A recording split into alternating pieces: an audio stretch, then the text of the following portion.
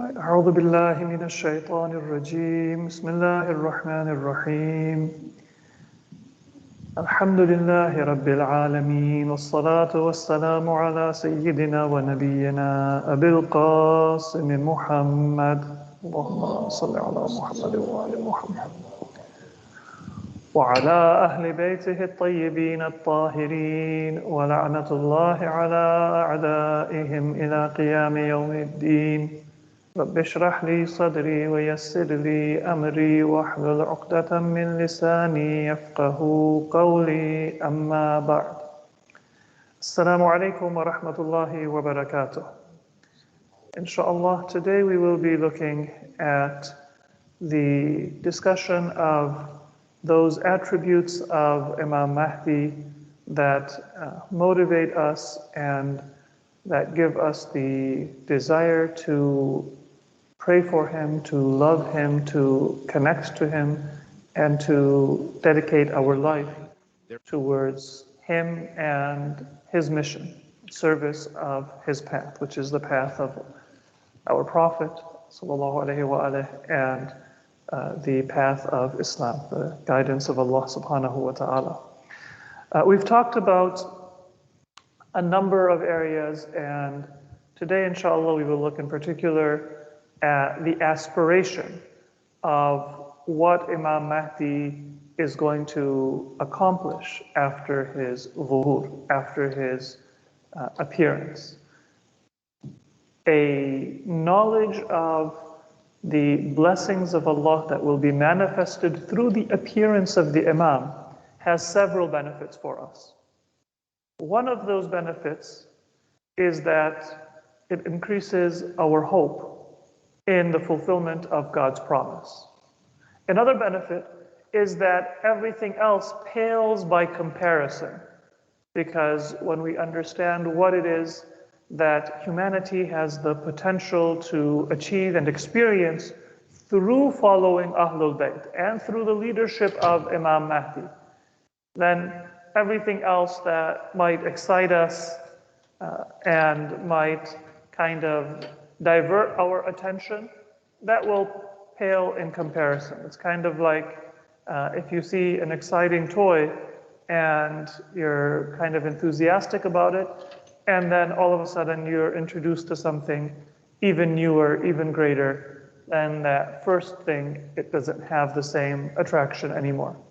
So one benefit is that a clear picture in your mind of what it is that Allah has conveyed to us about his promise through Imam Mahdi for humanity, for each and every one of us. That will allow us much more easily not to put our hope in material things or in ideologies or in organizations or in areas that are limited to this world. And when I say not put our excitement and our enthusiasm in those things, we put them in their proper place. So you still have to get an education, you still have to earn a living, you still have to manage the affairs of society, so politics is important, and career is important, and all of those things, they have their place, but they aren't the center of your life. Your self-esteem is not determined by your income. Your self-worth is not determined by your degree or by your career or by any material circumstance. So that is one benefit. And a third benefit, just for those who are joining us now, we're looking at some of the benefits of focusing on what is it that God is going to gift humanity after the appearance of Imam Mahdi through his movement. So one benefit is that it gives you an excitement. You pray much more fervently for it when you know what it is. What is the promise? A second benefit is that it helps you become an ascetic or renounce a worldly focus in your daily life, in your mundane pursuits. You have to live in this world, but it doesn't become your focus. And another important benefit is that it preserves your sincerity and your piety. Because it is very easy for us to do a good deed and then gradually for that good deed to become self-serving. So even people who study Islam, they study because they want to learn about their religion. They want to serve Allah. But then it's very easy for us to gradually feel like, hey, I know something that nobody else knows, and to show off about my knowledge, or to look down on people who don't share that knowledge, or to become arrogant, or to become selfish in how I want to utilize and profit from my knowledge, in terms of money, in terms of leadership, in terms of praise, even if I want somebody to bring my food to me in the masjid, to reserve a seat for me in the masjid. These are maybe things that we don't think about, but sometimes if we are a generous donor, if we are a person with some seniority, if we are a person who has some knowledge, then we come to expect it. Now, it's one thing to say that others should give that veneration to people who are older. So if they are elders, if they have seniority in service, if they have seniority in piety, if they have seniority in religion, yes, it is our obligation to defer and to give them some reverence. But I should not expect it. So if even my learning religion can become self-serving, my prayer can become self-serving because it can make me feel superior to others, it can make me feel entitled to praise or to recognition, then everything else, which is not as pure in its essence, of course, is subject to the same risk. Religious knowledge is as pure a sustenance as you can find. Worship of Allah, salat, and psalm, and sadaqah, and donating to the cause of Allah, that's as pure an act as you can perform. If shaitan is able even to whisper and to infiltrate our heart in those good deeds, imagine other things that are not at that level of spiritual power. So how do you preserve your sincerity? Well, remembering what is God's promise to Ahlul Bayt and God's promise to humanity through Ahlul Bayt.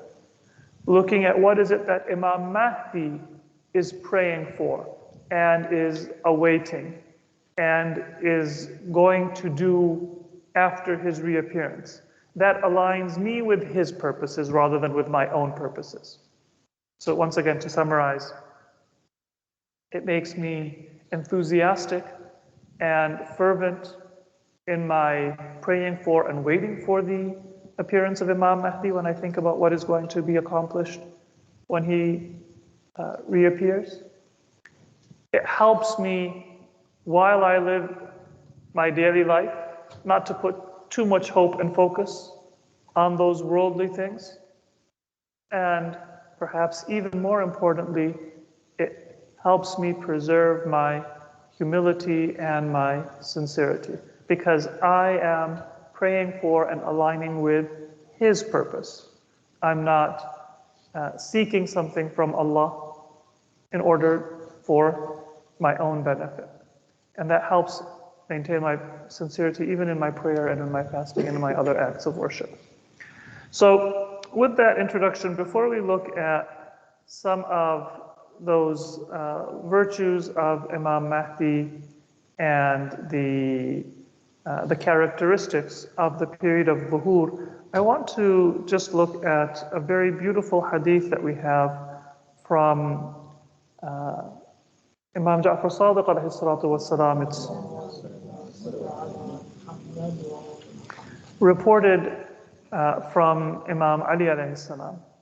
And in this hadith, Imam Ali says that every person has 40 shields between them and perdition, let us say, and being kind of deprived of salvation. There are 40 shields. until they commit 40 major sins. So the comparison being given is that you have 40 shields and they are pierced and become ineffective every time you commit a major sin. So if you commit 40 major sins, then in effect, you have destroyed all 40 of those protective shields. And then Allah subhanahu wa ta'ala, He reveals to the angels that cover this servant with your wings. So those initial shields that protect, and 40 here can be a figurative number meaning many, or it could be literal. Both meanings have been given for the number 40. Allah then reveals to the angels that shield this person with your wings. In other words, even after that initial protection comes to an end, Allah still shows an extra grace or a mercy that to help prevent that person from succumbing to temptation. If that person, though, continues to do evil with two characteristics.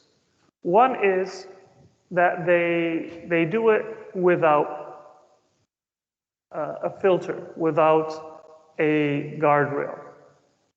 They continue to do ما يدع شيئا من القبيح إلا قارفه. They don't leave aside anything that is a sin without saying, hey, let me try this. Let me do this. So they don't have any kind of a guardrail, any kind of a sense that, well, if God has prohibited this, then I don't care how many of my friends are doing it, or I don't care how tempting it is, or I don't care how curious I am. God is important enough for me not to do it. So that's one attribute. And the other attribute is حَتَّى يَمْتَدِحَ إِلَى النَّاسِ بِفِعْلِهِ الْقَبِيحِ. And the second is that they kind of take a little bit of pride. They might put something on social media, or they might talk to their friends and say that, I did this, or I experienced this, or I tried this. And at that point, when a person kind of becomes so deep into sin and so cavalier about sin, the angels will say to Allah, Ya Rab, hadha abduk ma yada'u shay'an illa rakibah. This person didn't leave anything except that he has done it. Wa inna lanastahi mimma yasna. We are ashamed of what this person is doing. Now, the angels are pure beings. They're sent by Allah for protection, but they are worshippers of Allah. So they cannot be in a polluted environment, and they're then not able to fulfill that protective role. Not because of a deficiency on their part, but because that person and that environment is no longer worthy of the angels' protection. So then Allah will say to the angels that lift your wings from that person. Now what happens at that point? فَإِذَا فَعَلَ ذَلِكَ. When Allah says to the angels, you can lift away your protection. So remember, there were 40 shields. Those have been destroyed. There were the wings of the angels giving a last chance at protection. That has been removed. فَإِذَا فَعَلَ ذَلِكَ أَخَذَ فِي بُغْضِنَا أَهْلَ الْبَيْتِ. At that point, a dislike, a disdain, a hatred for Ahlul Bayt now begins to seep into that person's soul. They distance themselves from Ahlul Bayt.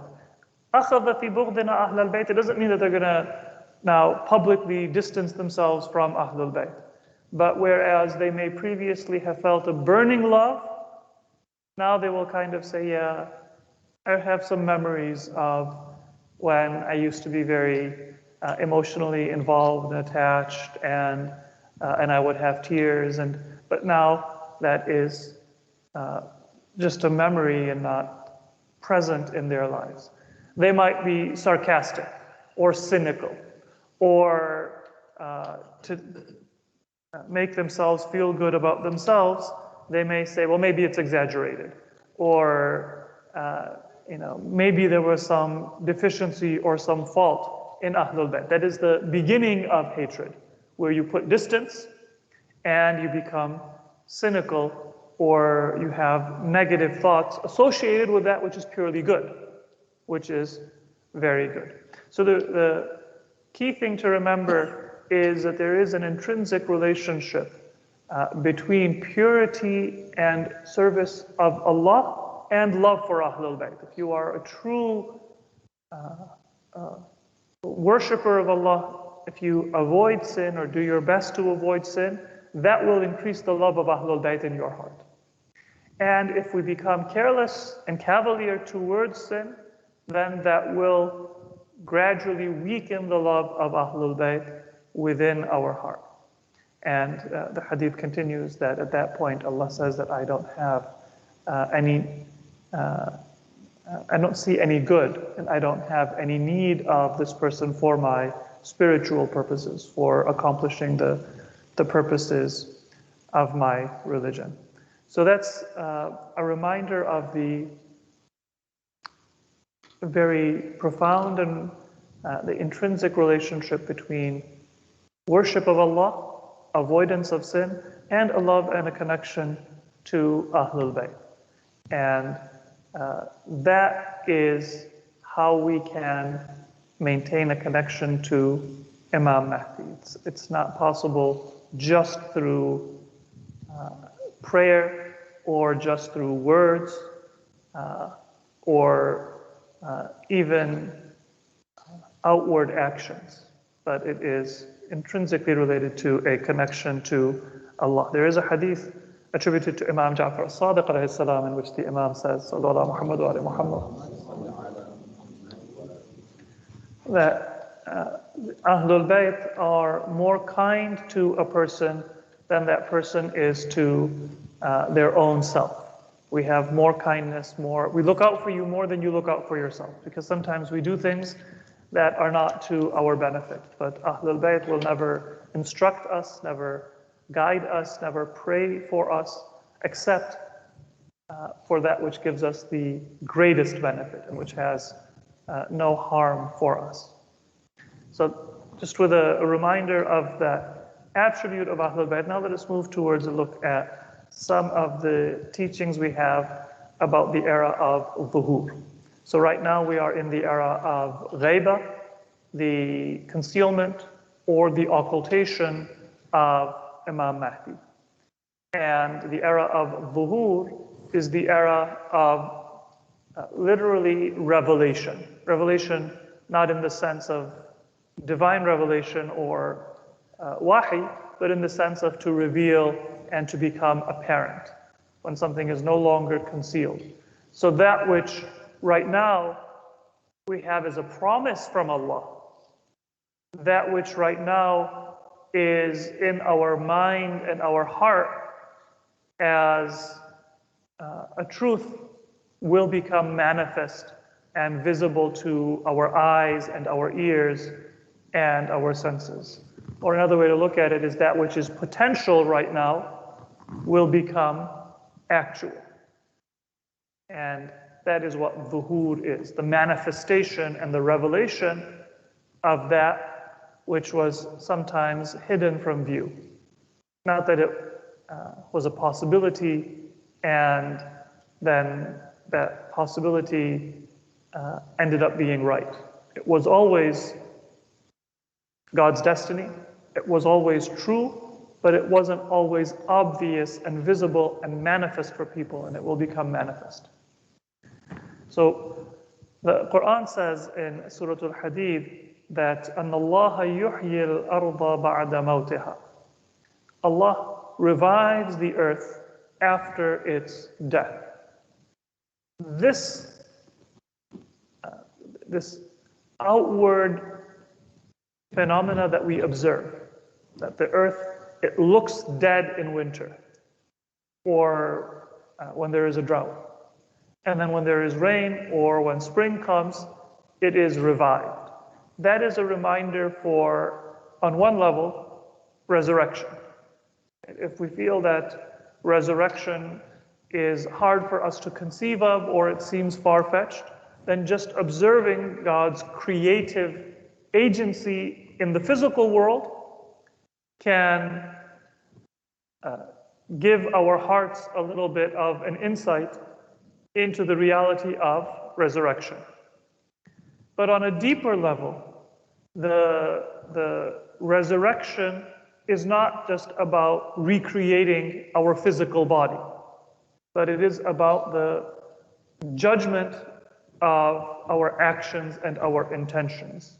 It is not a physical reality, but it is a moral reality.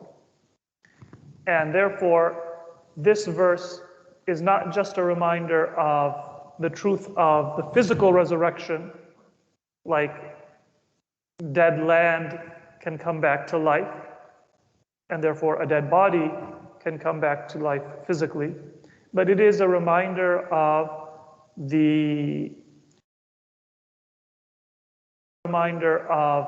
truth of the physical resurrection, like dead land can come back to life, and therefore a dead body can come back to life physically.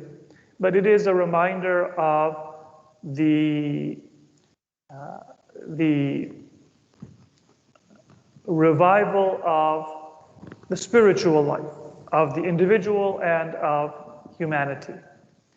And there is, in fact, a hadith of Ahlul Bayt which tells us that this is referring to revival of the earth through justice. It's a hadith from our seventh Imam, Imam Musa al-Kadhim alayhi salam. And there is also a hadith of Imam Muhammad Baqir. In the hadith of Imam Baqir, he says that the death of the earth is when people are unbelievers. It's not a physical death, but the moral death. And the revival of the earth is when Allah will send the 12th Imam, and He will spread justice on the earth. That spread of justice will revive the earth. Hadith of Imam Musa Kadhim alayhi salam says similarly that the revival of the earth is through the establishment of justice, the punishment of the evil, and the guidance of those who are seeking guidance and good. That will bring the revival of the earth. And sometimes people think what's religious and what's spiritual is that which is just good in a superficial sense. So there should be reward, but no punishment.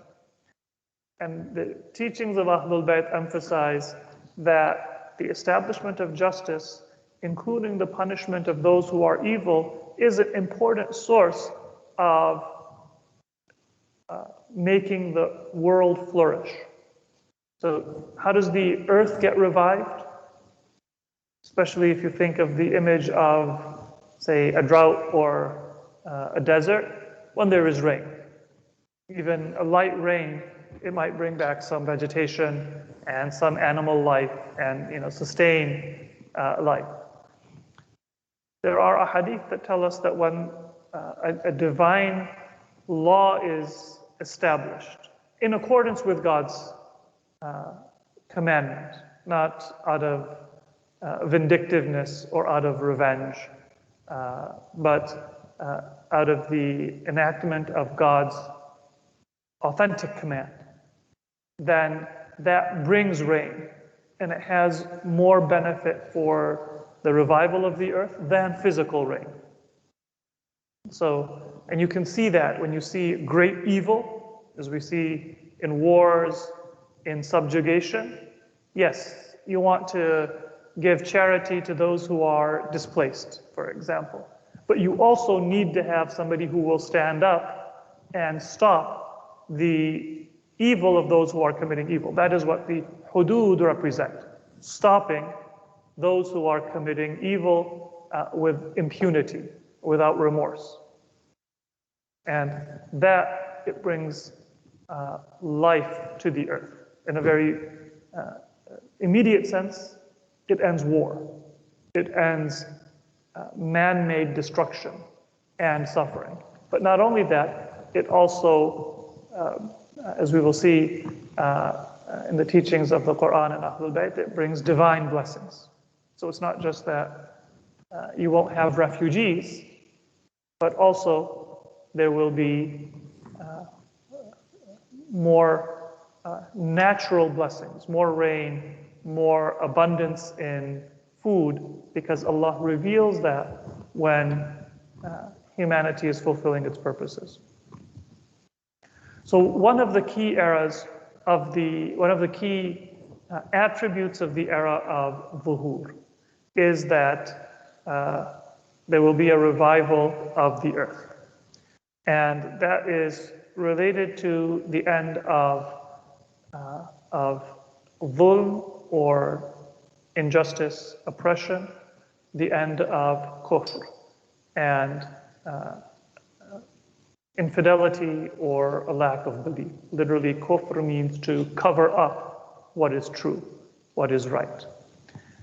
In Dua al-Nudba, one of the things that we call out for is the one who will obliterate the edifices, the buildings of polytheism and hypocrisy. أَيْنَ هَادِمَ أَبْنِيَةِ الشِّرْكِ وَالنِّفَاقِ. And those are physical edifices as well as institutions. So abniya is literal. If you have a polytheistic house of worship, well, that is devoted to a false god, or a place of haram entertainment or gambling that takes human beings, a human being walks in, and then that's like a factory bringing out the lower desires and the animalistic nature of a person. You might walk in just an ignorant, misguided person, but you walk out somebody who is a polytheist, somebody who is a hypocrite, somebody who is no longer worthy of that name of human. So those physical institutions or buildings and the metaphorical institutions that reinforce oppression, whether socially or economically or politically. All of those will come to an end through Imam Mahdi. And the Quran references that when it talks about the respite given to shaitan. So the Quran describes in Surah Al-Hijr and Surah Al-Sad that Allah cursed shaitan, and shaitan said that Rabbi fa'anzirni ila yawmi yub'athun. Oh Allah, give me a chance until the day of resurrection. And Allah says, فَإِنَّكَ مِنَ الْمُنظَرِينَ. You have been given reprieve. You've been given a chance. إِلَى يَوْمِ الْوَقْتِ الْمَعْلُومِ. Until an appointed time, or until the known time. Shaitan asked for a time until the day of judgment. But in reality, his chance to tempt or try to misguide people is up until the fulfillment of God's promise to and through Imam Mahdi. That will be the end of kufr and shirk and nifaq and all of these evils, unbelief, polytheism, hypocrisy, and all of the related evils. Now, not only shaitan has been given reprieve, but also the army of shaitan, people who are on the evil path. فَمَهِّلِ الْكَافِرِينَ أَمْهِلْهُمْ رُوَيْدًا. The Quran says that the polytheists have been given reprieve by Allah. Let them be, and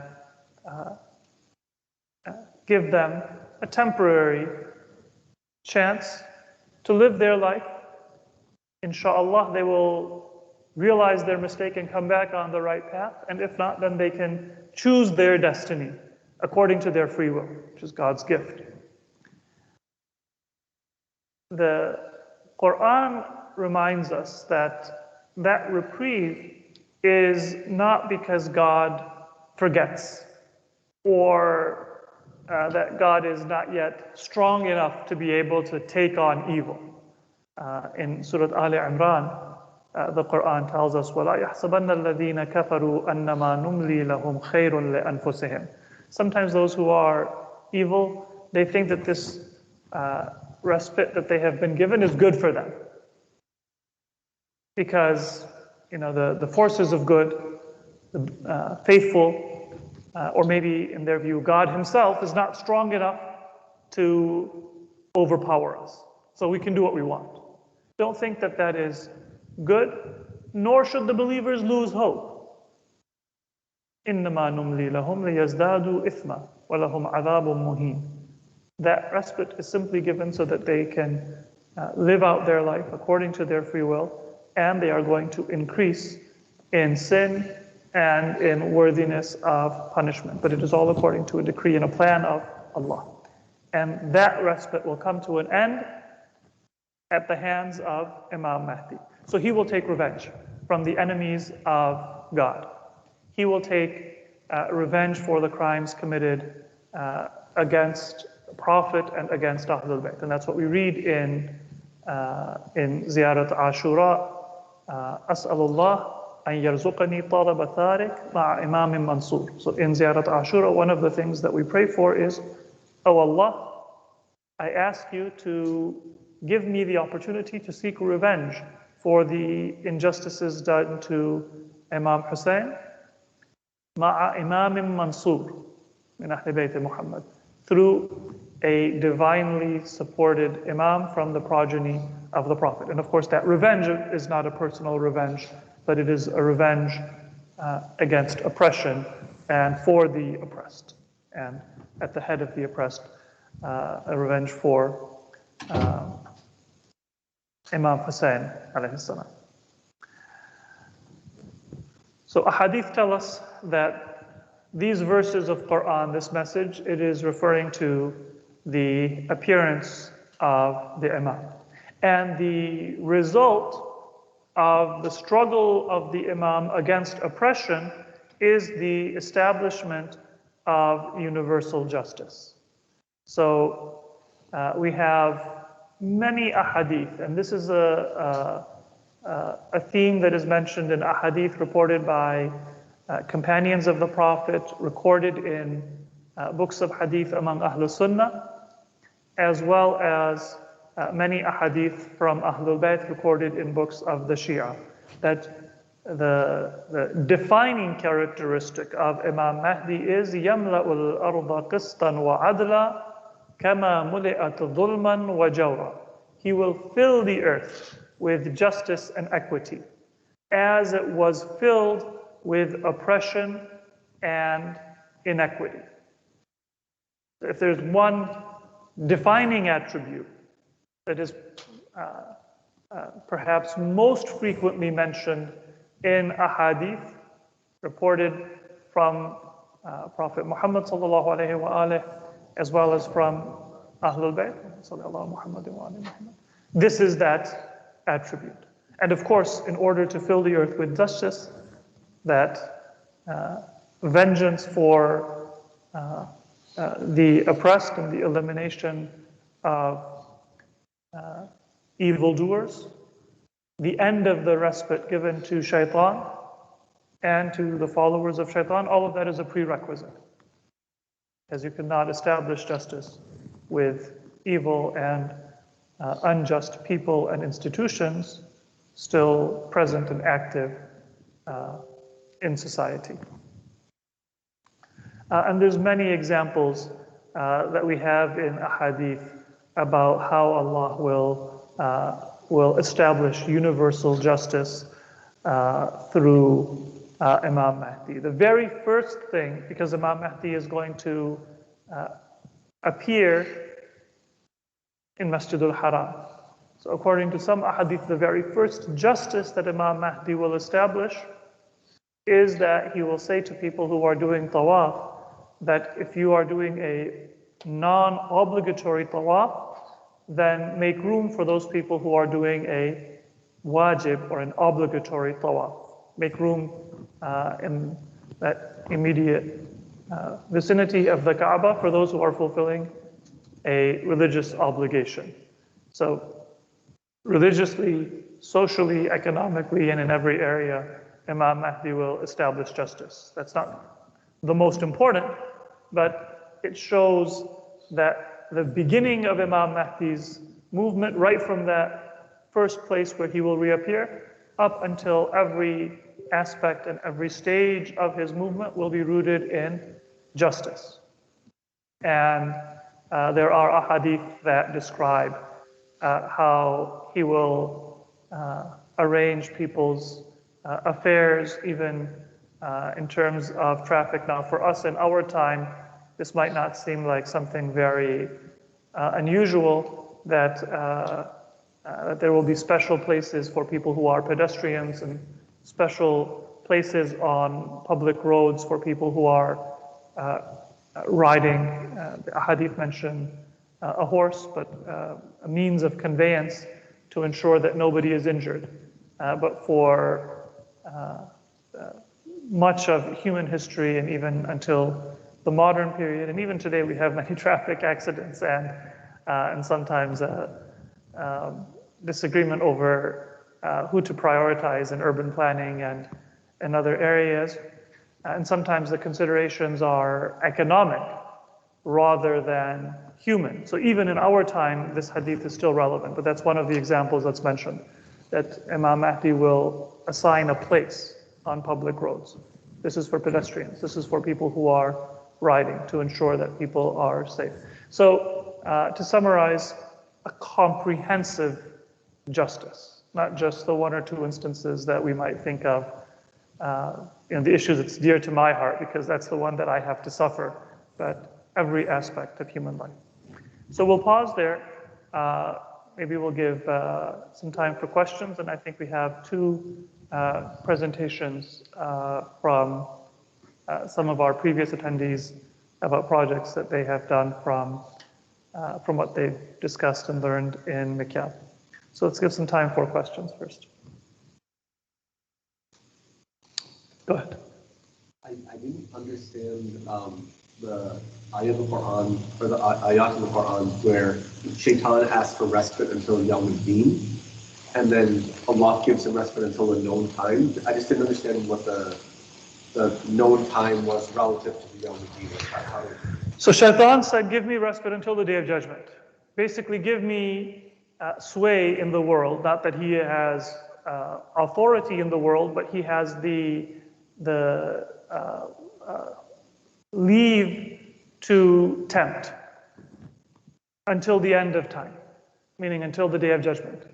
So Shaitan has sway, and then the story of humanity will come to an end in the Day of Judgment. But Allah says that I will give you respite.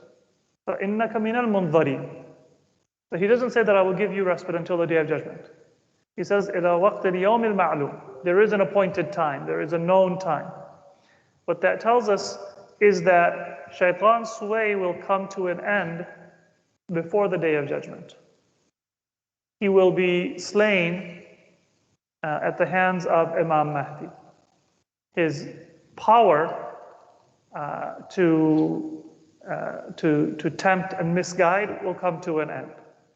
That even before the Day of Judgment, Allah will show humanity what they always could have benefited from and enjoyed if they had said no to the temptation of Shaitan. So it's not that human free will come to an end, but that power of Shaitan to tempt, that will come to an end. Humanity will see in the time of Imam Mahdi what was always on the offer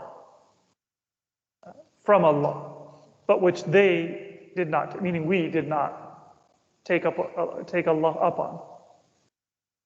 It's not just on offer at the end of time, it's on offer even now. We haven't taken Allah up on the offer. We haven't accepted it. So that will be visible before the Day of Judgment. And in fact, that will complete God's proof that on the Day of Judgment, nobody can say, well, this was impossible, this couldn't have been done. Because it will be completely manifested before the Day of Judgment in the time of Imam Mahdi. Does that answer the question? Good. I've heard that there are hadith that say that Imam Mahdi will be killed by somebody who is a disbeliever. Are those hadith authentic, or how does that fit into the... Yes, so everybody will... So the question, yes, was about the death of Imam Mahdi. So Imam Mahdi, according to ahadith, will die the death of a martyr. He will achieve Shahada. Not that that is required for his rank, but that is how Allah honors His prophets, His chosen people, through martyrdom. And then there are different ahadith about what will take place after that, but that will be at the very end of humanity and kind of in the stages of preparation for the Day of Judgment. So we had a question about that earlier about Raj'ah. That is one of the teachings that might become relevant at that time, that it might be the earlier Imams who return in succession at that point to fulfill kind of those aspects of their imamah which had not been fulfilled in this time, and then after it's sort of like a settling of accounts and the completing of the unfinished business of this world, then the Day of Judgment will take place. But the bottom line is that we don't have a very detailed knowledge of those events. So about less than 100 years ago in Iran, there was a very big controversy about Raj'ah, because some people were a little bit skeptical of hadith when this first started to spread in the Muslim world, and I think it came from the Sunni world, if we were to trace the sources of it, the skepticism of hadith. And there was a controversy about Raj'ah. And Raj'ah is an authentic teaching. It is Quranic, it is rooted in hadith. But the question was put to the Marja' Taqlid of the time, Sheikh Abdul Karim Ha'iri, who was the one who revived the Hawza of Qom before Marhum Burujerdi came to Qom and continued the struggle. So he said that Raj'ah is an authentic belief. It's found in authentic hadith from Ahlul Bayt. But it's not a central belief. And it isn't something that we should try to get into the details of and argue over and to use as a means of establishing or preserving faith. So when it comes to these kinds of questions about what's going to happen after Imam Mahdi has fulfilled the purpose of his imamah, how is he going to die? What's going to happen after his death? And even how is Raj'ah going to work while Imam Mahdi is alive? Because it's not only after his death. Those are questions, they are found in ahadith, but they are not central to our understanding of Imam Mahdi or to our understanding of the mission of Imam Mahdi. And so we can keep them kind of in a general sort of affirmation, because we affirm whatever has come to us from Ahlul Bayt. There is a reason why those teachings have been given, and if we talk about that separately, we can look at some of the benefits and the wisdoms of that teaching and that belief, but we don't have to worry about the details because Allah has not obligated us to know about those details. So some of those are trivia more than they are actually useful questions for us to spend a lot of time on. Go ahead. Brother Amir? Brother Arman first, please. Yes, Assalamu alaikum. Uh, Question comes up because of this discussion on the Shahadat of 12th Imam, is there going to be Imam after the 12th Imam? If not, then what's the principle that we have that earth cannot be without an Imam? So is there a contradiction? Brother, can you repeat the question, please? So the question is basically that if Imam is going to die before and the earth is going to survive after that, at the Qiyamah, before Qiyamah, then is there a contradiction in the belief that earth cannot exist without an Imam? And is there going to be another Imam after Is there a him? contradiction in the belief that the earth cannot exist without an Imam? And is there going to be teaching another that we Imam have after him? from Ahlul Bayt is that the earth cannot exist without a hujjah. And that hujjah can be a prophet, or it can be an imam, or it can be somebody appointed by the imam in accordance with the command of Allah. So the divine authority or hujjatullah is not exclusively the imam.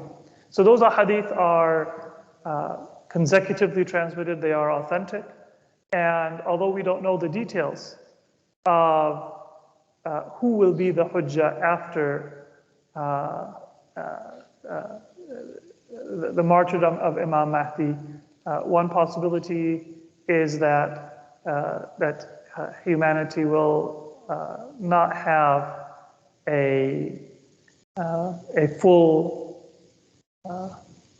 society with the same obligations and sharia that we have today, that hujjah will be removed from people. That's found in some ahadith. Another possibility is that the previous imams will come, or that the imam will appoint a successor. So that those ahadith are true. The earth cannot exist without a hujjah, or spiritually and materially it would disintegrate. Either that disintegration will take place after Imam Mahdi, or there will be a hujjah after Imam Mahdi, whether somebody appointed by the Imam or the previous Imams returning to the earth in succession.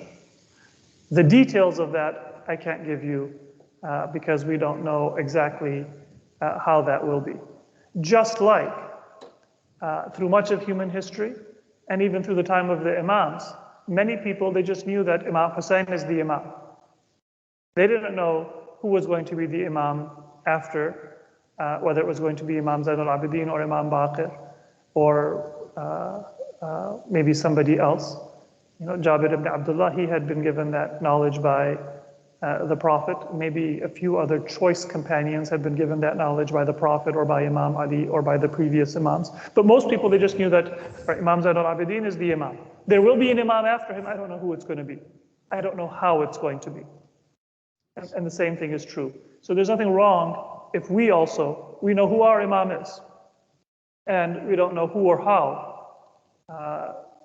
things are going to take place after that. Is that clear? If it seems like, well, wait, how is this going to work? I need to know this. If I don't know this, then something is wrong about Imamah. No. Do you think that in the time of Prophet Nuh, people had details about all of the prophets that were going to come until the time of Prophet Ibrahim, or that they knew the details of who is the Hujjah before Prophet Musa alayhi salam, or before Prophet Isa alayhi salam, or between Isa and Muhammad alayhi salam, or in the time of each of our Imams, that people were, in the time of Imam Zain al-Abidin, saying, all right, this is the fourth Imam, and we have 8 more Imams to go? Absolutely not. That is something that is known to Allah, and He reveals it in accordance with His wisdom to the extent that is needed for people's guidance. And He makes it clear at the time that it's needed. So a lot of people have that question, and sometimes it becomes a little bit of a confusion that, well, if I don't know this, then how can I believe in Imam Mahdi? Well, you believe in Imam Mahdi because he is the Imam of your time. And Allah knows what he needs to do afterwards. And that's how it's always been. I hope that addresses the underlying question, which is the confusion about who is going to be the next Hujjah or the next Imam. If you look at the history of the Imams, this was a very common, in fact, this is one of the main reasons why people hesitated to accept Imam Ali Rida alayhi salam as the Imam. Because if you know history, Imam Jawad was born just 8 years before Imam Ali Rida's death. And so it was the Imam for about 20 years. And so for 12 years, no son, no heir. And a lot of people, they had that question that, well, how can you be the Imam? Who's going to be the Imam after you? Where is your heir? And that's not what you demand from the Imam or from Allah. Allah will make it manifest when the time comes. Hope that addresses the question. One related question to this is basically if Imam is going to be martyred, that means the oppression and tyranny is still there when he died. So the other belief that we have is that the oppression and tyranny will be ended by him. But if he is martyred, that means it's still there. Otherwise, how could he be martyred? That's a good question. Think of it kind of like how, we're in a few weeks, we're going to be in the month of Ramadan, and shaitan is chained up in the month of Ramadan. Does that mean that nobody sins? So shaitan is chained up, but humans still have agency and free will. Shaitan is obstructed, but that doesn't mean that human free will has come to an end. So when we look at the end times, it's not the same thing, but a similar kind of a thing. Shaitan will be defeated, thoroughly defeated. And humanity will reach its full flowering and spiritual and material flourishing. But humans are not going to become angels. We're not going to become robots. We're going to have agency and free will. And so if Allah has decreed that there is a certain rank that is attained through martyrdom, and if he has decreed that for our imams, then there is no contradiction to say that Allah will keep that door open. He will arrange circumstances such that the imam attains that rank. Sure, Brother Rahman. Assalamu alaikum, Sheikh. My question is, you said Imam Hussein, you said that Imam Mahdi is going to avenge Imam Hussein alayhi salam when he comes back. So who is he going to take the revenge against? Will the killers of Imam Hussein be born again, or will they come back to life? Yes, so that's part of the teaching of Raj'a. I want to try to avoid going into the details of Raj'a, but it's a valid question. So just very briefly, the concept of Raj'a is that there are some people whose accounting of their good and bad deeds can wait until the hereafter. But then there are some people who were very good or very evil. And their reward and their punishment, yes, it will take place in the hereafter, but they have also earned a reward or a punishment in this world. If Allah, for example, promises that this good deed is going to be rewarded immediately, or this evil deed is going to be punished immediately, it's going to be punished in this world. And the person who earned that reward or that punishment, just through the nature of the multiple causes and effects that exist within this world, is not able to get that promised outcome. But Allah's promise is not false. So if He has promised a reward in this world, and then sickness or an accident or something prevented you from experiencing that, then Allah will fulfill it in this world. That accident is not something that was missed by God, but it's because God himself created multiple laws. And this physical world sometimes is not able to manifest all of those laws of God at once.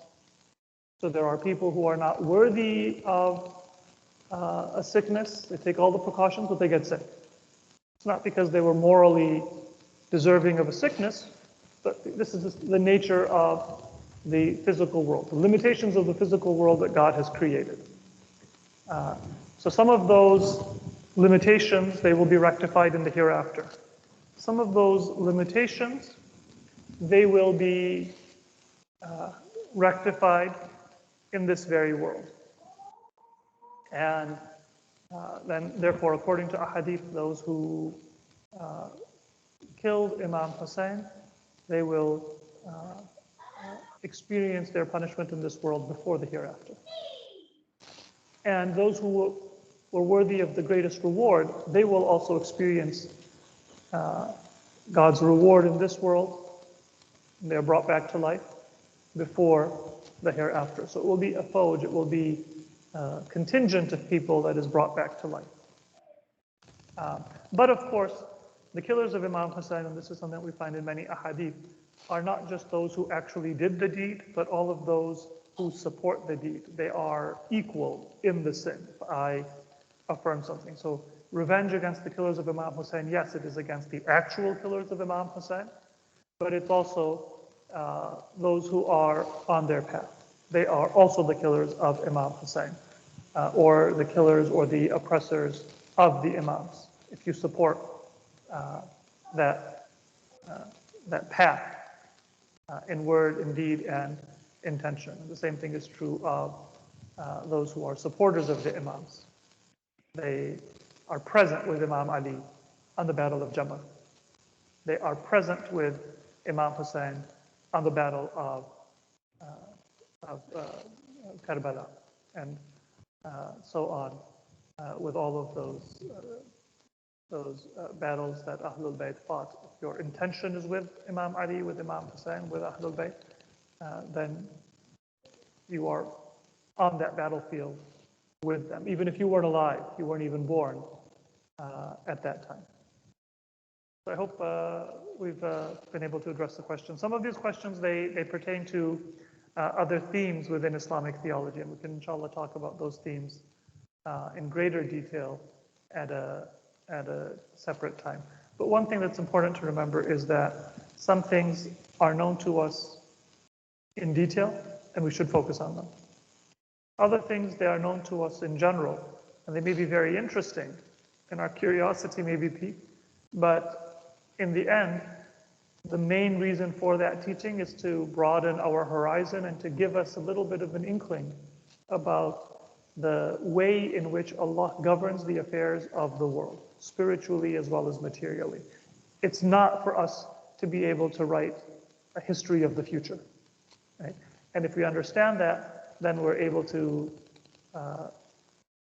benefit from those teachings without getting lost in the weeds and trying to tease out every detail. That knowledge is there, but it may not have been revealed to us in complete form because it's not yet relevant for our time, and we may not be able to fully understand it.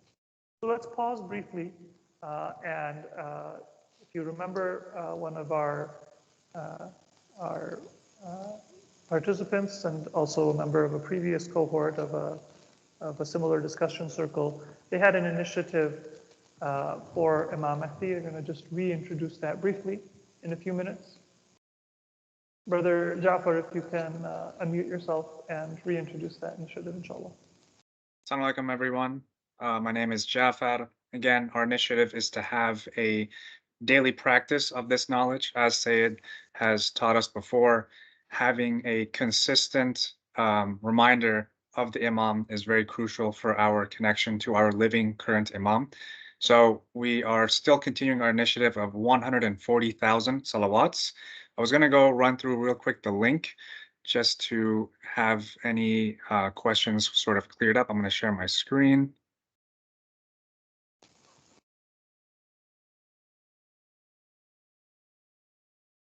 Sayyid, if you could give me a okay or confirmation that my screen is visible, I'd appreciate it. Yes. Perfect. So this link is in the WhatsApp chat. If anyone is curious, I'll have one of the admin resend it, but we kept it pretty simple. These are the lists of people that have already done it, and I've added them in. If your name is not on here, you can simply just type it in here and I'll add it. And it's just as simple as typing in how many salawats you've completed. It's as little as you can, so no pressure, obviously. And then I've added the progress link here for anyone curious to see how many we've done. So far total, we have almost 50,000 completed and we have 90,000. So again, it's just a daily practice towards prayer for the hastening of the reappearance of our Imam.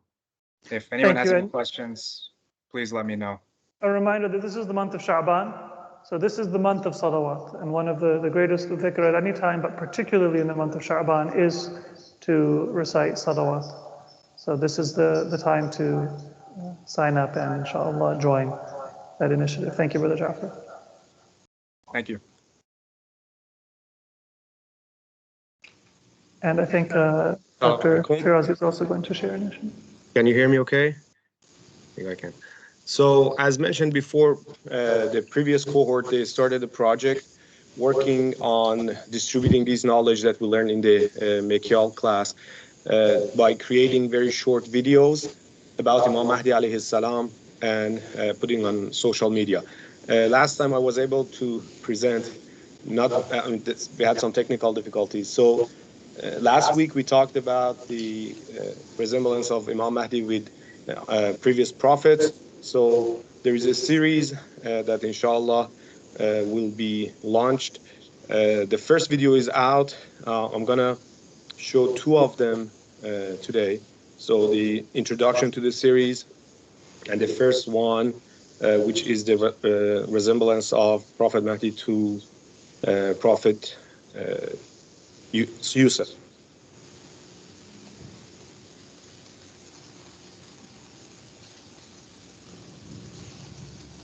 In the tablets of the prophets opened by the divine, there emerges a thread that binds the sunnah of the past prophets, a guiding light that extends from the time of Adam to the legacy of Muhammad, peace be upon him and his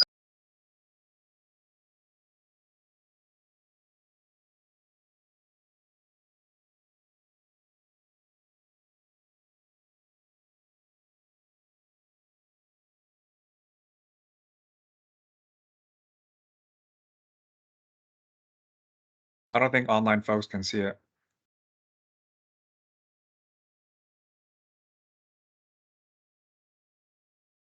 Challenging times. May we strive to embody these teachings and eagerly await the dawn of a new era under his leadership. In this video series, we will look at the similarities of each one of these prophets and the Imam of our time as we unravel the timeless wisdom and guidance they collectively offer. To enrich our spiritual journey and increase our knowledge of Imam Mahdi, may Allah hasten his reappearance. The doers of good, 1222. Even when his brothers visited and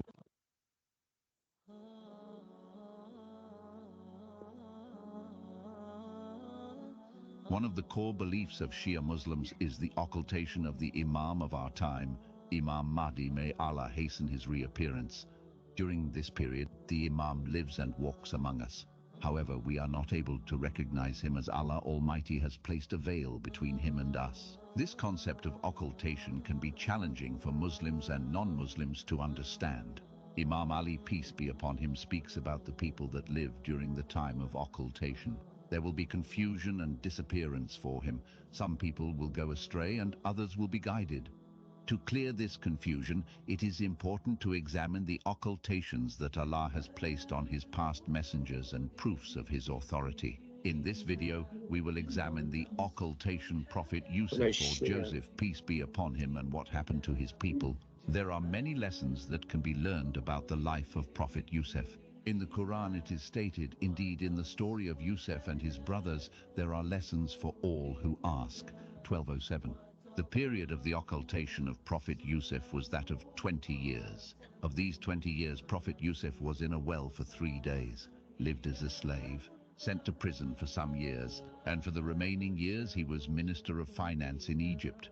It is important to note that Yusuf obtained his prophethood during these years, but did not reveal himself to his people. The Quran states, "And when he, Yusuf, attained his full manhood, we gave him wisdom and knowledge, the prophethood. Thus we reward the doers of good." 12:22. Even when his brothers visited Egypt when he was the Minister of Finance, they did not recognize him. And Yusuf's brothers came and entered his presence. He recognized them, but they were unaware of who he really was. 12:58. In addition to the brothers of Yusuf, his father Prophet Yaqub, peace be upon him, was aware of where his son was located while in occultation. Yaqub sent his sons to look for Yusuf. "O my sons, go and search diligently for Yusuf and his brother." 12:87. It is only when the sons of Yaqub returned to Egypt and met Yusuf again after having learned their mistakes that Allah lifted the veil of occultation. "Are you really Yusuf?" He said, "I am Yusuf, and here is my brother. Allah has truly been gracious to us." 12:90. Let's recap and summarize the occultation of Prophet Yusuf and how it is similar to the occultation of the Imam of our time. Allah Almighty has placed a veil on Prophet Yusuf for many years. Yusuf lived and walked among his people, but even his brothers did not recognize him. It was not until his brothers and his people were tested that Allah placed Yusuf out of occultation. Imam Sadiq narrates, "Master of this matter, Al-Qaim, who has been wronged and whose right has been denied, goes and comes among people frequently, walks in their markets and sits on their mats, but they do not know him, until the will of Allah permits him to introduce himself to them, as Allah has permitted Prophet Yusuf to introduce himself to his brothers." Stay tuned for future videos as we increase our knowledge of the Imam of our time, Imam Mahdi. May Allah hasten his reappearance.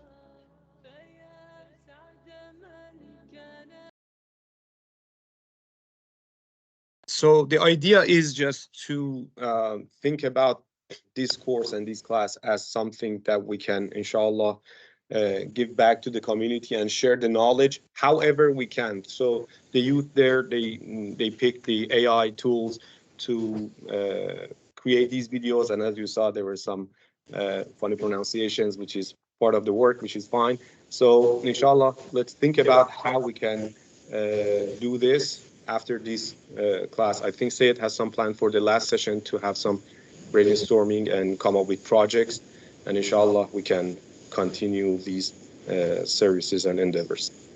Thank you. Jazakallah. So this was one way that some people who have gone through a similar discussion circle have tried to translate using AI tools the information in a way that is attractive and presentable. But that's something that we do want to look at. We don't want to have our examination of the teachings about Imam Mahdi to remain purely theoretical or purely academic. And one of the ways is, of course, the resolutions that we make for ourselves, and this is the month of Sha'ban, so this is the month in which Imam Mahdi was born, and all of us will be, inshallah, also attending programs and participating in events to honor Imam Mahdi, and then it's followed immediately by the month of Ramadan. So it's an opportune time for us to translate the reminders and maybe the new information that we've learned into action. One part of that action is for ourselves, but another part of that action is to convey to Muslims and to non-Muslims what are the teachings of Ahlul Bayt. If you bring a person to belief in God, that is in the service of the path of Imam Mahdi. If you bring a person who believes in God to believe in the message of Prophet Muhammad, or somebody who believes in the finality of the prophethood of Prophet Muhammad to believe in Ahlul Bayt, or somebody who believes in Ahlul Bayt and loves Ahlul Bayt, to recognize the Imams, and in particular the Imam of our time. They're concentric circles. But any amount of information that we can convey or that we can solidify, it's a service to the path of the Imams, but it's a way to solidify and preserve our own faith as well. because we don't live in isolation. And so the affirmation and the propagation of our faith is one of the ways that we protect it and we preserve it and deepen it for ourselves as well. Inshallah, we'll have an opportunity to talk more about that in our final two sessions.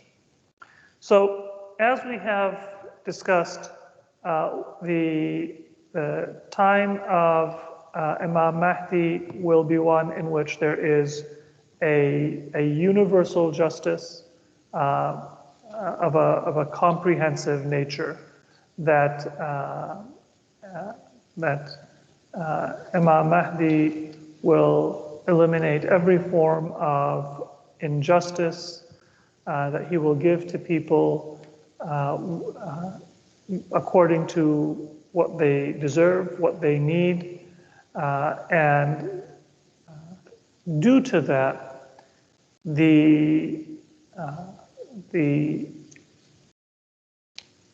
negative emotions and interactions that we have in society will come to an end. So that doesn't mean that there will, again, not be free will. But in our society, a lot of sin and a lot of evil comes not due to the innate desire for sin within a person, but due to circumstances that propel them towards sin. So all of those circumstances will be eliminated. There's a very important teaching of Islam that Allah, He has made us free of need of sin through what is halal. There is no legitimate human need that Allah has said, you have to just shut it off and suffer. Whether our appetite or our physical needs or our emotional needs, Allah has given us an avenue for everything. But then, there are parents sometimes who make what is halal haram for their children. Right? Who force them to do something that is mustahab and not wajib. Or who prevent them from doing something that is halal. And then that can create behavioral problems, emotional problems within that child. The same thing is true of adults. So the universal justice that we are speaking of is that Imam Mahdi will remove these types of constraints that human beings have created within our own families and within our own societies that pull people towards sin.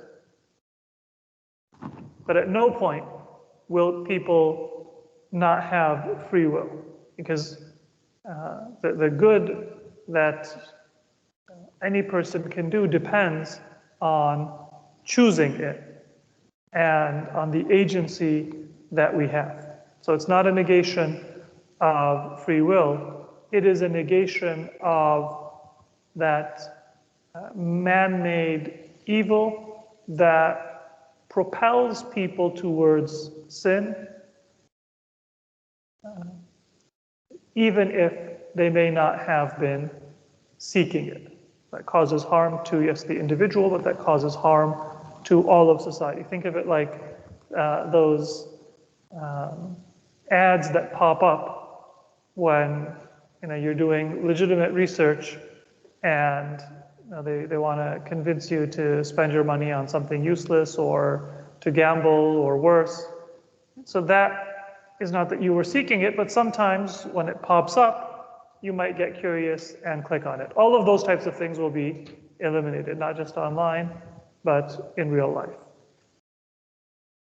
Now, another aspect of the era of Imam Mahdi is that people of faith and piety will be honored, and they will no longer be deemed weak and marginalized within society. And that's mentioned in the Quran very famous verse of Surah Al-Qasas, وَنُرِيدُ أَن نَمُنَّ عَلَى الَّذِينَ اسْتُضْعِفُوا فِي الْأَرْضِ وَنَجْعَلَهُمْ أَئِمَّةً وَنَجْعَلَهُمُ الْوَارِثِينَ. Allah says that we desire, we intend to show favor to those who were deemed weak in the land. And this is not saying those who are weak, but those who are deemed weak. To be deemed weak is not a bad thing, because generally people deem you weak if they don't recognize the source of your strength. If the source of your strength is your faith, then you might be the strongest person, but a person who doesn't believe in God and doesn't have faith will deem you weak, because your strength is hidden from their materialistic worldview. So we should never confuse mustad'af with da'if. Mustad'af is somebody who is deemed weak, and in fact, that is a sign of their strength. So they don't need to be empowered, because they were never lacking in power and strength in the first place. Sometimes those who are deemed weak and are strong might not recognize their own strength. And that comes not through empowerment, but it comes through faith and reliance and trust in the promise of Allah. The belief that nothing is impossible for God. That's a crucial distinction. Those who are deemed weak are strong even when they are suffering oppression. Imam Hussein, when he was being martyred, was stronger than the tens of thousands of soldiers who thought that they had achieved a victory over him. Imam Musa Kazim, in the depths of the dungeons of Basra and Baghdad, was stronger than those who jailed him. Same thing is true of each of our imams. In fact, you can sometimes see the manifestation of that the person with the sword is the one trembling. The person committing the oppression is the one being affected and influenced and maybe even guided by the one subject to their oppression. But the same thing is true also of the followers of the imams. So this is one of those things that is true even now, but it's not manifest. And that will become manifest in the time of the appearance of the Imam. And that is mentioned in ahadith, that the believers will be given great physical strength, so they will be able to defeat their enemies even if they are facing a difficult battle. That the believers, their senses even, will be sharpened and strengthened, their vision, their hearing, their understanding, and there will be a unification of the hearts of the faithful. So they will form one community. The misgivings and rancor that may exist, that will come to an end, as is found in Dua an-Nudba, Aina mu'allifu shamli as-salahi wal-rida, that Imam Mahdi, he will bring together the disparate or the scattered hearts of the believers. So that is the way in which Allah will give nobility and honor to those who may have been deemed weak. So whenever we may feel at a loss because of how much the righteous suffer and the innocent suffer, then this promise of the Quran and the fulfillment of that promise through Imam Mahdi can remind us of what is the source of our strength. It's not a military vengeance that we need. It's not a political vengeance that we need to take, but it is a return to our faith that will give us the source of our strength. Related to that is the promise that is repeated in the Quran that the deen of Allah will triumph. And this promise is repeated 3 times in the Quran as the purpose for the sending of the Prophet. هُوَ الَّذِي أَرْسَلَ رَسُولَهُ بِالْهُدَى وَدِينِ الْحَقِّ لِيُظْهِرَهُ عَلَى الدِّينِ كُلِّهِ. In two of those cases, the Quran says, وَلَوْ كَرِهَ الْمُشْرِكُونَ, even if the polytheists be averse. And in one instance, in Surah Al-Fath, Allah says, وَكَفَى بِاللَّهِ شَهِيدًا, and Allah is sufficient as a wisdom. But the purpose in all three verses is the same. Why was our Prophet sent? So that the religion that he teaches, the law and the teachings, can triumph over all law and over all religion. So the religion of the Prophet is perfect, but its practical and its complete implementation will take place at the hands of Imam Mahdi. And these three verses are three of the most potent reminders of Imam Mahdi and his mission, and of Imamat. هو الذي أرسل رسوله بالهدى ودين الحق ليظهره على الدين كله. Allah sent His messenger with guidance and the true religion, or the true law, so that it can triumph over the entire world. Are you looking for a reference? Sure. So the first one is Surah Tawbah, verse 33, Surah Al-Fath, verse 28, and Surah Al-Saf, verse 9. Surah Al-Fath, verse 28. The important point is, forget a hadith for a moment, forget rational argumentation for a moment. Just look at it from the experience of history. You had very powerful Islamic empires and governments. You had flourishing scholarship, books of tafsir, of hadith, of law, many different experiences throughout Islamic history and in the present day. Has Islam ever triumphed over falsehood? No. An entire triumph. Even a person who believes in the rightly guided caliphate of the first four caliphs would not claim that the truth had completely vanquished and triumphed over falsehood, that لِيُظْهِرَهُ عَلَى الدِّينِ كُلِّهِ had taken place. Not only that, is it foreseeable that that promise can be fulfilled with the mechanisms that exist at the present day or in human history? Has it ever happened? No. Even when all of these companions who directly heard from and saw and lived with the Prophet were alive, and they were empowered and greatly respected in society. They had military power, they had economic power, they had social prestige and power. So is there any mechanism that would allow this to be fulfilled? No. Meaning, if we just established one more university of Islamic sciences, if we just had one more conference that let's all talk about, what is the Islamic economic system, is that going to eliminate all poverty? No. Because it's not a matter of trial and error. It's not a matter of we just need access to more books of hadith or more books of tafsir, or we need more people to become hafiz, or we need more people to become mujtahids. All of those things are good, and they'll get you to a better place than you are at today, but they're not going to get you to a perfect place. They can't eliminate all evil, all injustice, answer all questions and all objections. Why?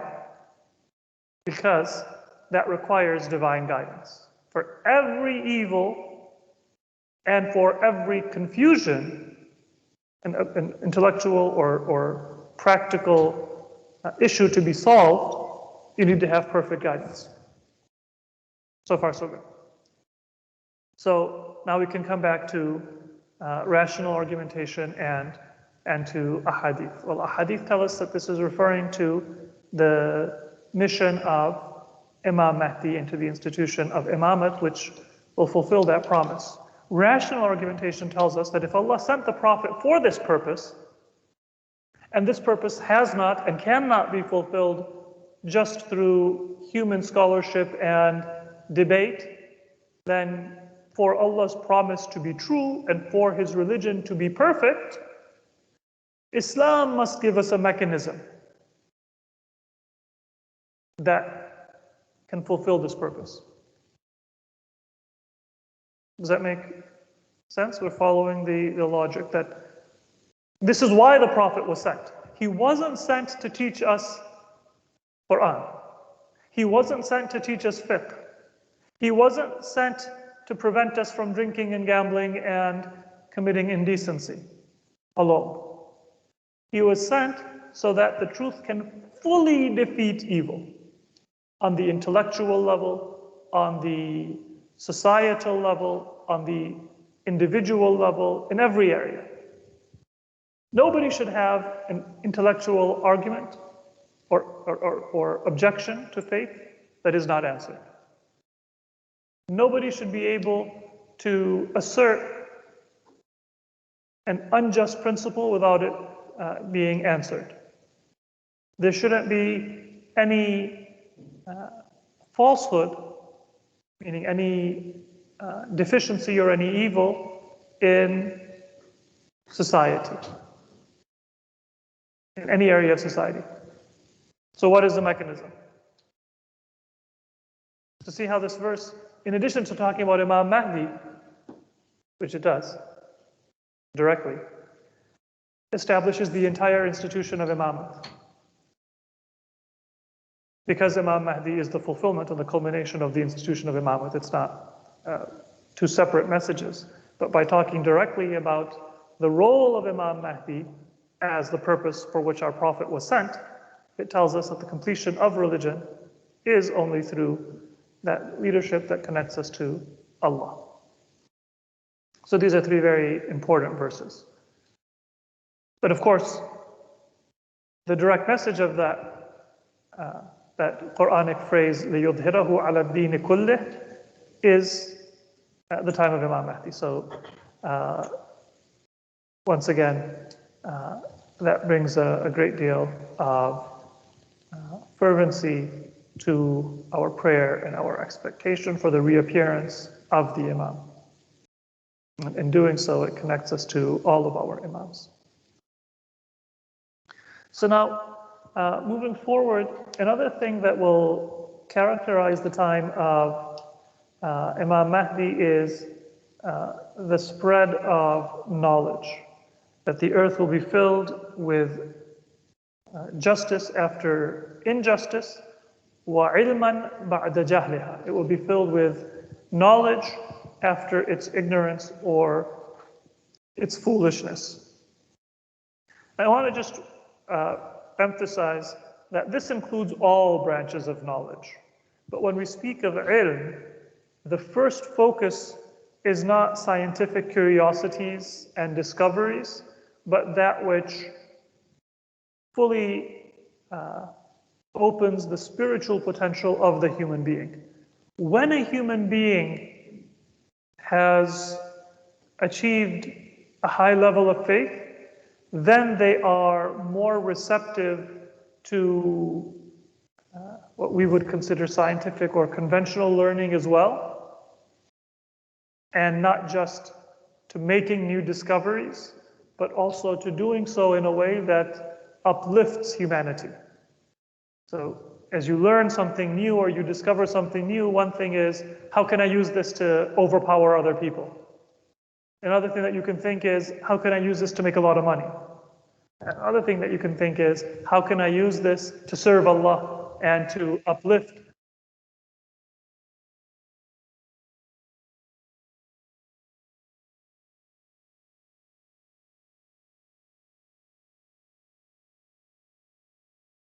Faith unlocks the possibility of making new discoveries, and more importantly, of using that knowledge for a constructive purpose.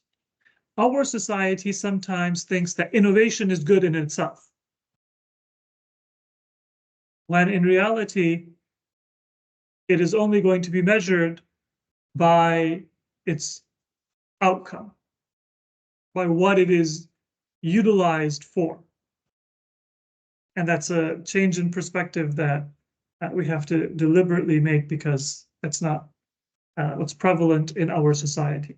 So, sometimes when they think of Imam Ja'far Sadiq, they will say that, well, Imam Ja'far Sadiq had Jabir ibn Hayyan, and he taught, I don't know, chemistry and astronomy and physics. And, well, the most authentically transmitted teachings from Imam Ja'far Sadiq are not about chemistry and biology and astronomy and physics, although Ahlul Bayt had that knowledge as well. But what Ahlul Bayt did is they taught that which was essential for salvation of the human being and the soul. That is the most frequent and the most widespread teaching that we had from Ahlul Bayt, and that grounding is what allowed people to be able to pursue all other forms of learning in a way that brings them close to God. And so if the Imam did teach medicine or astronomy or other sciences, then it was in this manner of prioritizing the religious and the spiritual enlightenment of the soul, so that the potential of the human being to constructively engage with all other forms of learning is unlocked. There's a hadith from Imam Ja'far Sadiq alayhi salam, that the prophets, they brought 2 letters of knowledge. If all of knowledge is divided into 27 letters, then the prophets brought 2. And Imam Mahdi will unlock the remaining 25. Well, don't think that that's, a statement that how much is science going to advance when the remaining 25 letters are revealed. The first 2 that were revealed by the prophets were not just scientific discoveries. But yes, all of those discoveries did depend on the moral teachings and the legal teachings of the prophets. They rest on that foundation because that is what gives life to human society, what humanizes us and civilizes us. Even if people don't always recognize that it came from the prophets, those 2 letters that were brought by the prophets, they're not always attributed to the prophets. They may be attributed to tradition, to ancestors, to philosophers and thinkers, but the source of that is from the prophets and from divine revelation. So knowledge will be unlocked by Imam Mahdi. When we speak of knowledge, we're speaking of something that has moral force, but it does have implications for all other branches of science. And we have, so many different branches of science, and each and every one of these that we see can be divided into so many subfields. This is not going to be the direct primary concern of Imam Mahdi, but all of these are going to be avenues that will flower through the justice that is established and the spiritual and the human potential that is unlocked by Imam Mahdi. So I want to just make one comment on this, and then we'll have some time for questions. In our society, a lot of technological advancement and scientific advancement is funded by and is motivated by the military. And so what we call defense, maybe defense is not the best term, but war making or the military, that's the lens through which funds are appropriated, approved, allocated. The classified technology is always far in advance of the unclassified technology. It's used in the military before it's used commercially, and even before it's used in medicine or other areas. That's just the way that our society is structured. So once again, when Imam Mahdi structures society according to justice, then it's not going to be for the profit of a specific group or for military subjugation of another group, but those resources, those appropriations and that funding will be allocated for the benefit of humanity. So you can imagine, not only will all of these sciences thrive, but they will thrive in a very different way and for a very different purpose.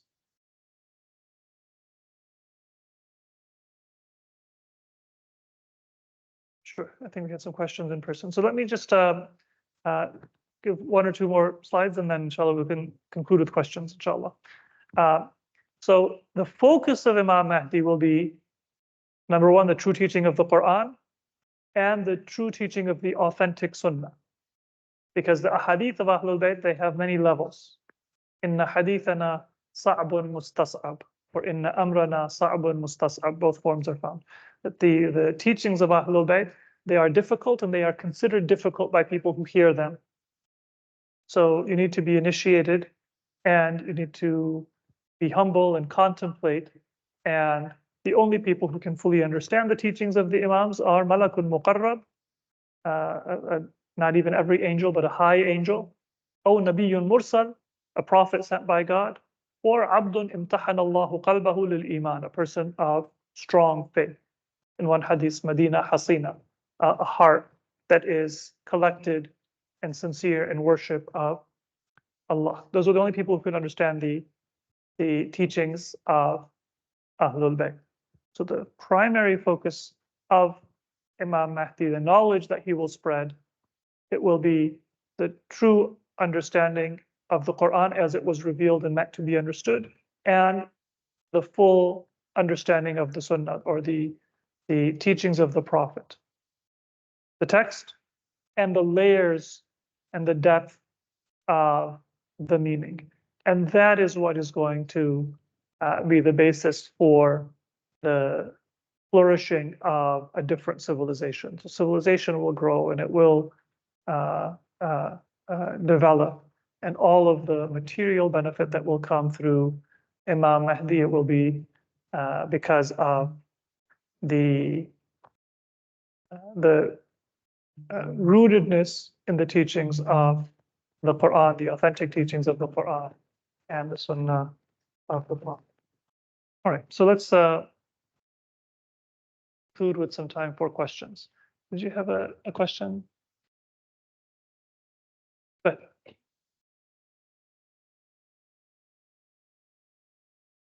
You said that 27 words or words of wisdom. So if we say that like there's 27 parts to knowledge, 2 of them have been revealed by the prophets, and 25 of them will be revealed by Imam Mahdi. It's like a proportion. Good.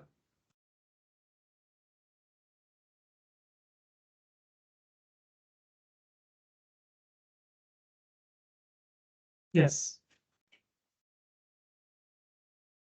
Yes. يفتح من كل باب ألف باب.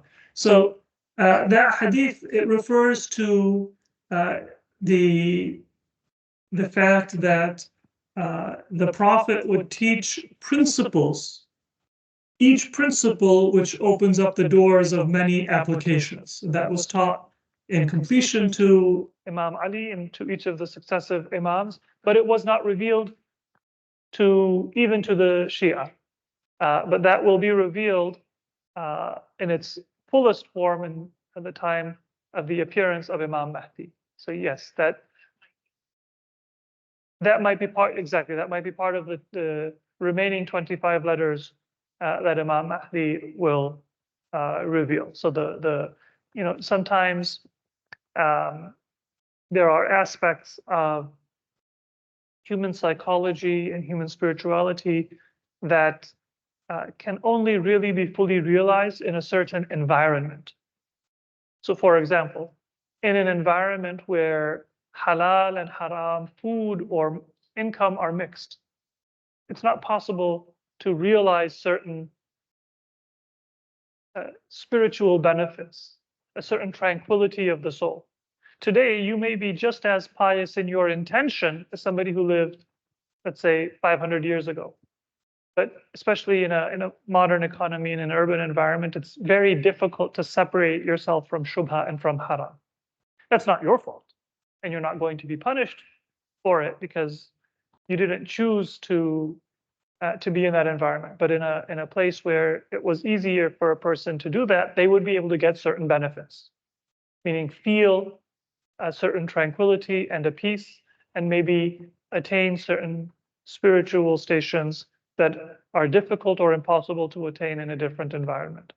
So the remaining 25 letters that Imam Mahdi is going to reveal, it's not just a secret book that is going to be unlocked, but the society that Imam Mahdi will create will allow that knowledge to be manifested and understood by society. So don't think that Allah has kind of kept it as a secret. I have a surprise. I'm not going to tell you the surprise until that time. No, society is not able to learn that, to practice that, because all of the requirements for that knowledge to be revealed and to be implemented are not there. That requires that comprehensive justice that Imam Mahdi is going to establish, which allows that guidance to be unlocked. Questions on that? Sure. So we can go first the live audience and then the audience.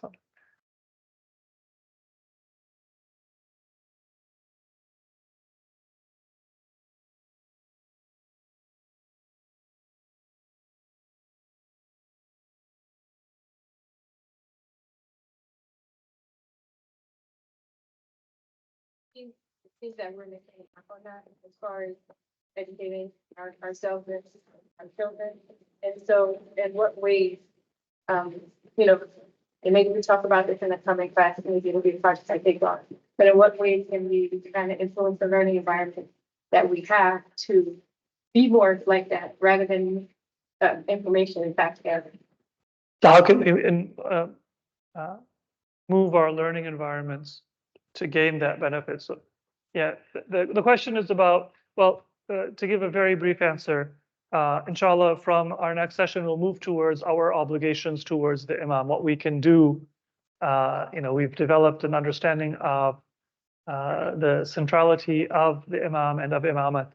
Now, what do we owe our Imam and what can we do? So that'll be a big part of how we can motivate, not just change our learning environments, but the entire orientation of our actions to be in line with Imam Mahdi. And I think that'll give us an answer to that question. But one thing to remember is that don't look for a magic food or a magic bullet or some kind of shortcut or comprehensive solution. We have a hadith that tell us that the greatest thing that you can do are the wajibat. If they weren't that important for your salvation, Allah wouldn't have made them wajib. So sometimes people are looking for, you know, a secret dua or a secret dhikr or secret kind of thing to act on to get close to Allah. And they might even think that that's because it's secret. It might be more important than the wajibat. Well, Allah doesn't operate according to that type of a methodology where he's trying to keep things secret. Yes, there are things that only people who are worthy and initiated can know. But that which is most essential for our salvation is that which has been publicly made known. So a big part of what we need to do in order to align our education and our lives is to give a greater importance to that which is obligatory and that which is well known. And once we do that, then we will be able to better understand the next step. وَالَّذِينَ جَاهَدُوا فِينَا لَنَهْدِيَنَّهُمْ سُبُلَنَا. So don't worry too much about the next step until we've taken care of the first step, which generally is well known to those who are familiar with the teachings of the Quran and Ahlul Bayt. But we'll talk about some more details, inshallah, in the next session. Sayyid, please go ahead.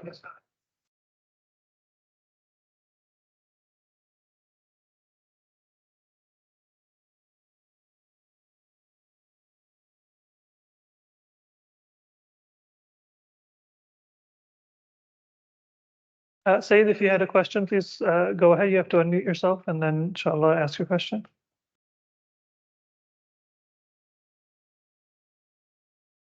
And if you're struggling with that, Firdaus, you can ask your question.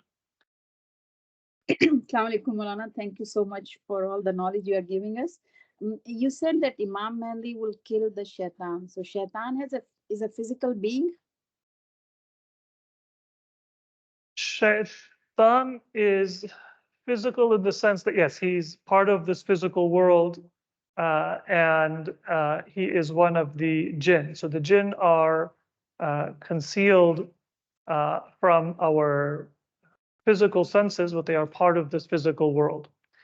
And as the Quran and Hadith tell us, that they are created of fire, but exactly what that fire is and to what extent is it a metaphor, we're not able to say. So yes, shaitan does have a physical existence, and he is subject to the laws of this lowest realm of creation, the physical realm of creation. He was created by Allah. He was given certain power by Allah to operate within the physical realm in accordance with God's wisdom, in accordance with the test that humanity is subjected to by God, and his life will come to an end. And he will be killed. So all of those are true. Does that answer the question? Yes, thank you. So Sayyid, if you can unmute yourself and ask your question. Assalamu alaikum, thank you. I had a question about how knowledge would be perfected during the time of the Imam al-Islam. The hadith that I read was that like he would put his hands on the heads of people, and I wasn't sure if that was all people. I wasn't sure if that was just maybe certain righteous people. He would put his hands on their head, and then their intellect would be completed. So that's my primary question. Second question: can you quickly reiterate what you said? You said the true teachings of Ahlul Bayt were difficult and could only be understood by those three categories. What were those three categories again? So there's either 3 or 4 categories of people who can understand the teachings of the Imams. Malakun Muqarrab, a high angel, very close, proximate to Allah. Nabiyyun Mursal, a prophet sent by Allah. Abdun imtahana Allahu qalbahu lil iman, a servant whose heart has been tested and found true in faith. And then in some ahadith, we find a 4th category, Madina Hasina, which means qalbun mujtami', a heart that is collected in sincerity and in devotion to Allah, removed from any kind of sin. So the first hadith, I think that you're referring to, that the Imam will place his hand on the chest of people and complete their intellect, that also is referring to the chosen followers of the Imams, those who are worthy of and ready for a special grace. They will have that benefit from the Imam, that their intellect will be completed. So it's a special honor given to those who are the select companions of Imam Mahdi. So I think that to conclude, we had a number of questions over several sessions on Raj'at.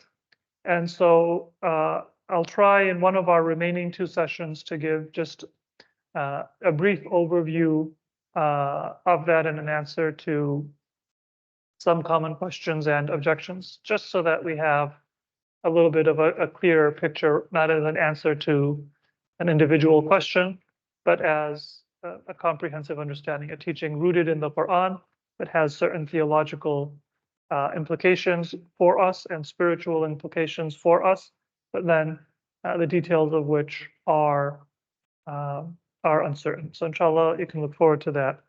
We'll see either in our next session or in the final session. We'll try to include a brief look at that. We can conclude with salawat ala Muhammad wa ali Muhammad.